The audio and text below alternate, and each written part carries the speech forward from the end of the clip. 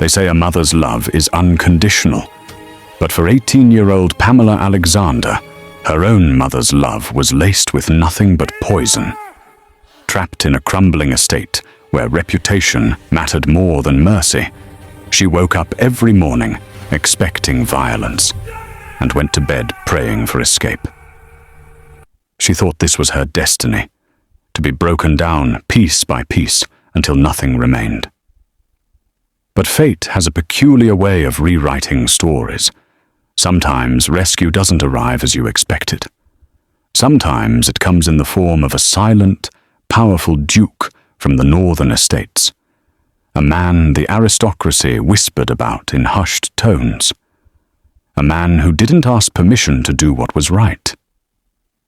This is the story of how Benedict Kingsley, the Duke of Westhaven Thorn, pulled a shattered girl from hell, and the shocking truth she discovered behind his iron gates. The summer heat in the Alexander estate didn't just warm the air, it suffocated everything beneath its weight like a wool blanket soaked in despair. It was 1843, and the dust from neglected gardens coated every surface in a layer of grey shame, including the marble floors of the once grand drawing room where Pamela lived on her knees. Pamela scrubbed the stone until her knuckles bled, the harsh soap burning her cracked skin. She didn't dare lift her eyes. She could hear the sharp tap of heeled boots crossing the room. Tap, tap, tap. It was the sound of approaching thunder. "You missed the corner," a voice sliced through the silence, cold as winter frost and twice as bitter. Pamela flinched. Years of survival had taught her body to react before her mind could process. "I'll fix it, Mother. Forgive me." Carol D. Alexander didn't look like a villain. She looked like a painting come to life, draped in silk the color of sapphires, her hair perfectly coiled, her posture impeccable. But beneath that porcelain mask lived something twisted and cruel. She crossed the room, her skirts whispering against the floor, and stopped where Pamela knelt. Without warning, Carol kicked the wash bucket. Water and soap flooded across the freshly cleaned marble, soaking through Pamela's thin cotton dress. "Look at this mess." Carol's voice trembled with manufactured rage that seemed to feed on its own existence. "Clumsy. Worthless. Just like your father was before the fever took him. You think scrubbing floors pays for the food you eat? For the roof that shelters your ungrateful head?" "No, Mother," Pamela whispered, staring at the spreading water. "Get up!" Carol hissed. She grabbed a fistful of Pamela's hair and yanked her upright. Pamela bit down on her tongue to keep from crying out. She had learned long ago that screaming only extended the punishment. "Go to Mr. Charles at the lending office.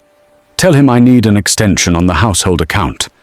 Don't return without his signature, or I'll remind you what happens when you disappoint me."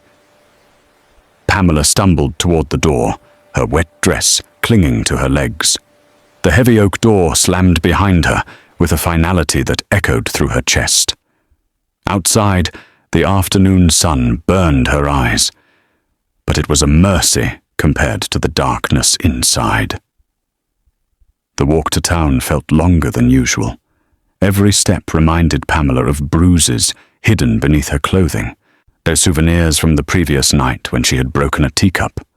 Carol's discipline had been swift and thorough. Ashford Village bustled with afternoon activity. Merchants called out their wares. Carriages rattled past on cobblestones. Women in fine dresses strolled arm in arm, parasols shading them from the sun. Pamela kept to the edges, invisible in her plain, damp dress. She had learned to make herself small, to avoid eye contact, to become a shadow that moved through the world without drawing attention. Attention meant questions. Questions meant lies. Lies meant more beatings for making the family look suspicious. The lending office sat between the apothecary and a tea shop. Pamela paused outside, gathering courage. Mr. Charles was kind enough, but his kindness had limits. Everyone's kindness had limits when it came to Carol Alexander. As she pushed open the door, a bell chimed overhead, cheerful and out of place. Mr. Charles looked up from his desk. He was a portly man with thinning hair and spectacles that sat crooked on his nose. The moment he saw Pamela, his expression shifted from pleasant to pained. "Miss Alexander," he said quietly, "your mother sent word you'd be coming." "Yes, sir. She needs an extension on the account." Mr. Charles removed his spectacles and rubbed the bridge of his nose. An extension on the account. "Pamela, I can't keep doing this. The account is already 4 months overdue. The bank is asking questions I can't answer." Panic flared in Pamela's stomach. "Please, Mr. Charles, just 1 more month. I'll find work. I'll pay for it myself somehow." "You're 18 years old. You shouldn't be carrying your mother's debts." He looked at the bruise forming on her cheek, or the one Carol had given her that morning. His jaw tightened, but he looked away. "I'll sign the extension, but this is the last time. Tell your mother I mean it." Relief washed over Pamela, followed immediately by dread. The extension wouldn't be enough. It was never enough. But going back with nothing meant worse than going back with inadequacy. "Thank you, sir." Mr. Charles scribbled his signature on a document and handed it to her. As she reached for it, the office door swung open. The temperature in the room seemed to drop. Pamela turned slowly. Standing in the doorway was a man who commanded attention without saying a word. He stood well over 6 feet tall, dressed entirely in black. His riding coat was tailored but weathered from use. Dark leather gloves covered his hands. A riding crop hung from his belt. His hair was dark, or swept back from a face that looked carved from granite. A thick beard framed his jaw, and beneath the shadow of his hat, his eyes were the color of storm clouds. This was Benedict Kingsley, the Duke of Westhaven Thorn. Pamela had heard stories. The Duke came south from his northern estates only twice a year. Some said he had killed a man in a duel. Others said his wife and daughter had died under mysterious circumstances. Everyone agreed he was dangerous in ways that had nothing to do with violence and everything to do with power. He stepped inside. His boots struck the floorboards with deliberate weight. The scent of leather and rain followed him. "Charles," he said. His voice was low and controlled, like distant thunder. "The timber contracts. You have them." Mr. Charles shot to his feet, nearly knocking over his chair. "Your Grace, I wasn't expecting you until next week." "Plans changed." Pamela tried to slip past him toward the door. Her worn shoe caught on the edge of the carpet. She stumbled forward, her hands reaching out instinctively. She collided with his arm. It was like hitting a stone. He didn't move at all. She gasped and pulled back as if burned. "Forgive me, Your Grace. I'm so sorry." She braced for anger. Men of his station didn't tolerate being touched by someone like her. But he didn't look angry. His grey eyes studied her with unsettling focus. His gaze dropped to the bruise on her cheek, then to her bleeding knuckles, then to the way she held herself, hunched and ready to bolt. "Who are you?" His voice was quiet, but impossible to ignore. Mr. Charles cleared his throat nervously. "That's Miss Pamela Alexander, Aunt Carol Alexander's daughter." Something flickered in the Duke's expression. Not pity. Something harder. Something calculating. He looked back at Pamela. For a moment, she thought he would speak again. Instead, he reached out one gloved hand, palm up, not grabbing, waiting. Pamela stared at that hand. Slowly she placed her small, damaged hand in his. He lifted her upright with effortless strength. His grip was firm but careful, as if he understood exactly how fragile she was. Go home, Mr. Charles whispered, trying to break the tension. Pamela pulled her hand back, clutched the signed document to her chest, and fled. Pamela barely made it back to the estate before sunset. Her mother was waiting in the parlour, a glass of wine in one hand and rage simmering in her eyes. Well? Pamela handed her the document. Carol scanned it and laughed bitterly. Another extension. Do you know what this makes us look like, Pamela? Beggars. Pathetic, grovelling beggars. I tried, Mother. Mr. Charles said. The slap came fast and sharp, snapping Pamela's head to the side. Her vision blurred, but she didn't let the tears fall. Crying only made things worse. Don't speak unless I ask you a question, Carol hissed. Get out of my sight. Pamela fled to the tiny room she called hers, barely more than a storage closet with a cot and a cracked mirror. She pressed her hands against her face and focused on breathing. She didn't hear the knock at the front door. She didn't hear the low, measured voice that spoke with Carol in the hallway. But she heard her mother scream. Pamela crept to her door and pressed her ear against the wood. "'Cause you have no right!" Carol's voice was shrill with panic. "No right to enter my home and make demands. I'm not making a demand, Mrs. Alexander." The Duke's voice was calm, but steel ran beneath it. "I'm informing you. Your daughter will be reassigned to my estate as a ward under my guardianship. The papers are legal and binding. She's my daughter, and you've forfeited that privilege." Silence stretched like a knife blade. When Carol spoke again, her tone shifted, became calculating. "What will you pay?" Pamela's blood went cold. "Nothing," Benedict said flatly. "This isn't a transaction." "Then why?" Carol's voice turned mocking. "Do you fancy yourself a hero, Your Grace? Saving broken girls to fill the void left by Mary and that child of yours?" The silence that followed was suffocating. When Benedict finally spoke, his voice dropped to something barely above a whisper, but the threat in it was unmistakable. "Sign the papers, Mrs. Alexander, or I will have magistrates here by morning, and every debt, every cruelty, every bruise on that girl's body will be documented and presented to the Crown." Pamela heard the scratch of a pen, heard her mother's bitter, choked sob. Then footsteps approached her door. The door opened. Benedict stood in the frame, still wearing his coat, his expression unreadable. "Pack what you need," he said quietly. "You're leaving tonight." Pamela stared at him, unable to process the words. "I don't understand." "You don't need to. Just trust me." She looked past him toward the parlour where Carol stood, frozen, her face twisted with rage and humiliation.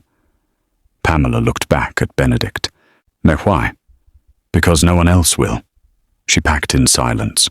A spare dress, a shawl, a small wooden box that had belonged to her father. Everything she owned fit in a cloth bag. Benedict waited by the door. When she was ready, he gestured for her to follow. As they passed through the parlour, Carol sneered. "You'll regret this, Pamela. You'll come crawling back." Pamela didn't respond. She stepped outside into the cool night air and climbed into the Duke's carriage. The door closed with a soft click. Through the window, she watched the Alexander estate disappear into darkness. She didn't know if she had been rescued or traded. The journey to Westhaven took 3 hours.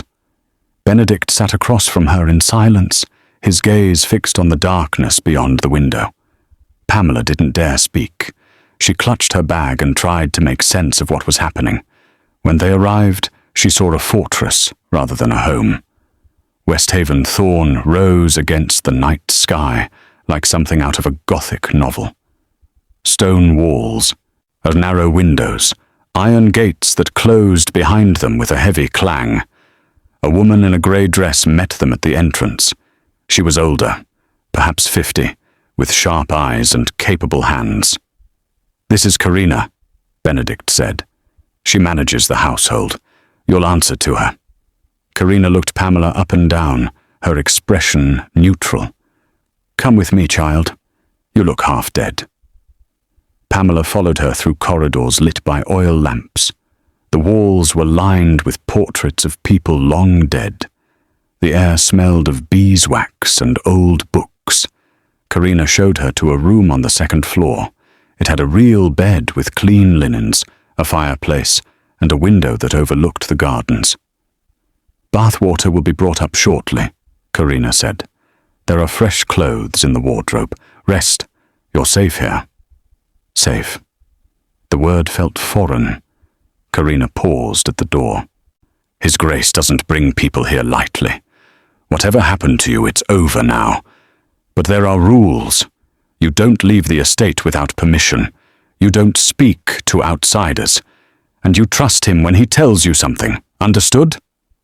Pamela nodded. Karina left, and Pamela sank onto the bed. For the first time in years, she allowed herself to cry. Days passed. Pamela slowly adapted to life at Westhaven.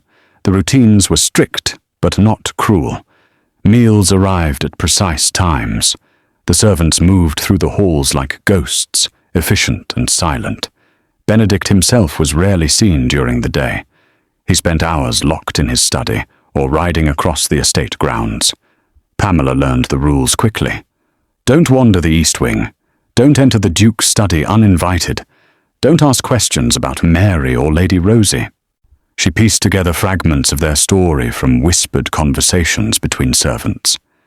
Mary had been Benedict's wife, a gentlewoman who loved music and gardens. Lady Rosie had been their daughter, barely 6 years old when she died. Both had succumbed to fever 5 years ago, within days of each other. The grief had hollowed Benedict out. Some said it had made him cold. Others said it had made him dangerous.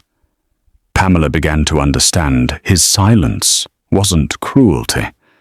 It was restraint. He was a man holding himself together through sheer will.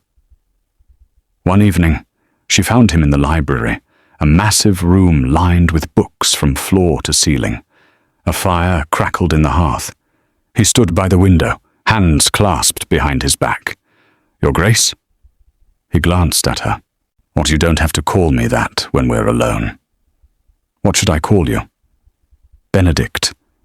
She hesitated. "Benedict, why did you really take me from my mother?" He turned from the window, studying her. "Because I saw myself in you. I don't understand. I spent years trapped in grief, letting the world tell me I had to endure it silently, that suffering was noble, that pain built character." He shook his head. "It's all lies. Pain just breaks you unless someone pulls you out. No one pulled me out. But I could pull you." Pamela felt tears prick her eyes. "Thank you. Don't thank me yet." The nightmares started 2 weeks after Pamela arrived. She would wake gasping, her mother's voice echoing in her ears, the phantom pain of old beatings making her body ache. One night, she woke up screaming. Within minutes, Benedict was at her door, undressed in a nightshirt, his expression tight with concern. "Are you hurt?" "No, just dreams." He hesitated, then stepped inside. He lit the lamp on her bedside table and sat in the chair by the window. "Tell me." "It's nothing. Just my mother." "It's not nothing." His voice was firm. "Trauma doesn't disappear because you escape the source. It lives in you, haunts you. You have to face it or it will consume you." Pamela pulled the blanket tighter around herself. "How do you face it?" "You talk about it. You acknowledge it. You stop pretending you're fine when you're not." She looked at him, really looked at him. Beneath the controlled exterior, she saw exhaustion. Grief. A man who had survived something terrible but hadn't truly healed. "What happened to Mary and Rosie?" she asked quietly. His jaw tightened. For a moment, She thought he wouldn't answer. "They got sick," he said finally. "A fever swept through the estate. The doctor said it was bad luck. Wrong place, wrong time. But I knew better. I had enemies. Men who wanted to see me destroyed. The fever wasn't an accident. It was murder disguised as a tragedy." Pamela's breath caught. "Who?" "A man named Finch. He works for powerful people who don't like when someone stands in their way. I stood in their way, so they took everything I loved." "Why haven't you stopped him?" Benedict's smile was cold. "Because proving murder when the weapon is disease is nearly impossible. I've been building a case for 5 years. Evidence, witnesses, a paper trail. And now, by bringing you here, I've given Finch exactly what he needs to come after me again." "What do you mean?" "You'll see soon enough." The danger arrived on a cold morning in early autumn. Pamela was reading in the library when Karina burst in, her face pale. "He's here," she whispered. "Finch is here." Pamela's stomach dropped. She moved to the window and looked down at the courtyard. A man in a grey coat stood beside a black carriage, flanked by 2 armed men. He looked ordinary, almost forgettable, except for his eyes. Cold, calculating, predatory. Benedict met him outside. Pamela couldn't hear the conversation, but she could see the tension in Benedict's posture. After 10 minutes, Finch climbed back into his carriage and left. Benedict returned to the library, his expression dark. "What did he want?" Pamela asked. "He's investigating reports of impropriety. A young woman living unchaperoned with a duke, rumors of abduction, questions about my intentions. But you have the legal papers. Legality is a matter of interpretation. Finch doesn't care about the law.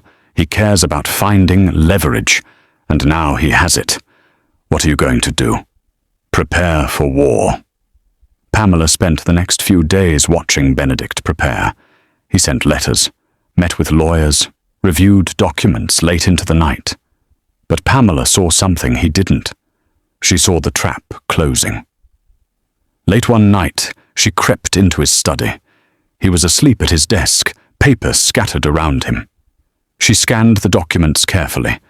Her blood turned to ice. Hidden among the legal papers was a sealed order. Not an investigation, an execution order. Finch wasn't here to discredit Benedict. He was here to eliminate him. Pamela's hands shook while she grabbed the document and left the study. She had to think. I had to plan. Benedict had saved her.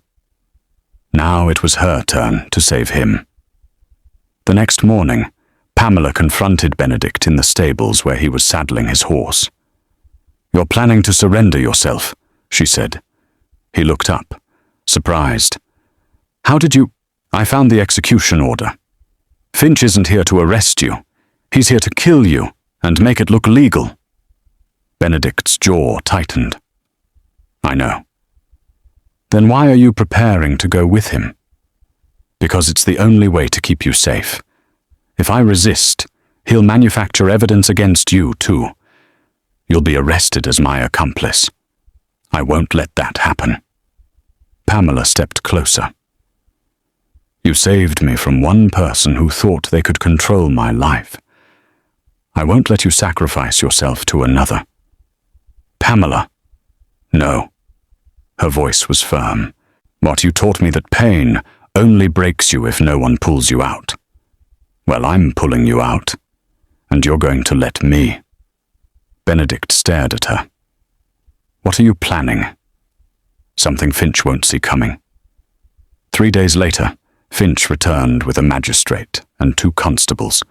He looked smug, confident in his victory. But when he entered the main hall, Pamela was waiting. She wore a proper dress Karina had altered for her. Her hair was pinned. She looked every inch a lady. "Gentlemen," she said clearly, "before you proceed, there are things you should know." Finch's smile faltered. "Miss Alexander, this doesn't concern you. It concerns me more than anyone."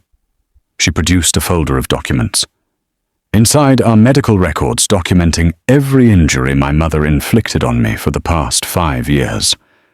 Witness statements from servants, to merchants and neighbors, and a signed confession from Mr. Charles detailing my mother's financial fraud and coercion." The magistrate frowned. "What does this have to do with the Duke?" "Everything. The Duke removed me from an abusive home, legally and properly. But Mr. Finch is here under false pretenses. He's not investigating propriety. He's attempting to execute a man who exposed corruption 5 years ago. The same corruption that led to the deaths of Mary and Lady Rosie Kingsley." Finch's face went red. "You have no proof." "I have all the proof I need." Pamela turned to the magistrate. "Check his sealed orders. You'll find they contradict his stated purpose." The magistrate looked uncomfortable. He turned to Finch. "Oh, is this true?" "She's a hysterical girl trying to protect a man who manipulated her." "Then you won't mind if I review your documents," the magistrate said slowly. Finch hesitated.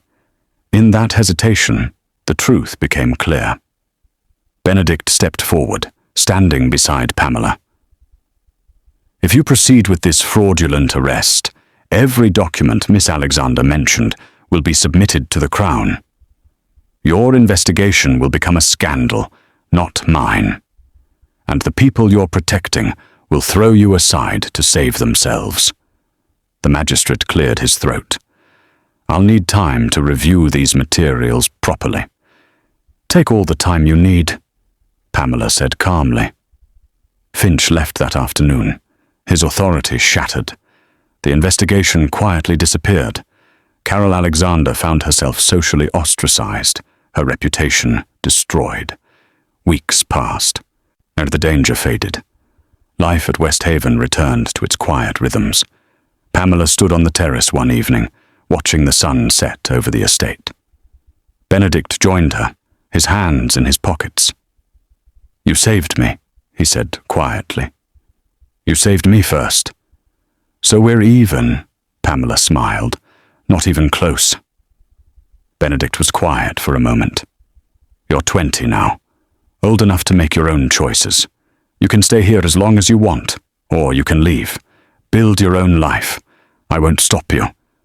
Pamela turned to face him. "What if I want to stay? Not as a ward, but as someone who belongs here. With you." Benedict's expression softened. "I'd like that." She took his hand. For the first time in years, she felt something she'd forgotten existed.